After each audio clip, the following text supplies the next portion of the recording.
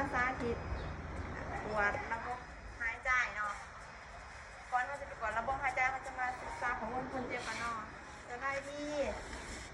น้องซื้อนะคะเราพอการแผนที่หนึ่งเนาะจะมาตรวจระบบหายใจก่อนเลยซื้อยังเด้ซื้อว่าอายุจักปีทหารที่บ้านได้เด้ที่บ้านเรา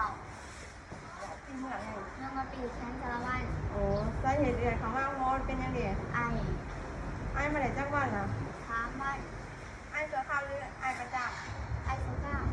เวลาไอ้ต้นไร้สาวช่วยแรงนั่นคือไอ้แหมหรือไอ้มีเสลียดไอ้เรียนติดหรือไอ้แก่ยาวไอ้เรียนติด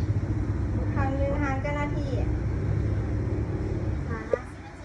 เรียนได้อาการไอ้จึงกระเสือกเห็นได้อาการไอรุโรคยามีอาการอื่นว่าบอเซนเสียงแหบไข้ห่าเจ็บหน้าเมื่อยเรือออกพานาเคยหักษาตัวยุงหมอบอเคยมีอาการแพ้ยาบอพานาเคยมีพยาธิประจำตัวบอเซนวัณโรคหอบหืดเบาหวานความดัน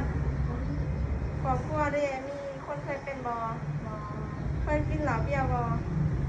เคยสูบยาบอวันนี้เขาจะมาตรวจตาเราเรื่องบอดังตีนบอส้มแหงบอคอเป็นเลือดมีเส้นเลือดฟูบอมีบวมลึก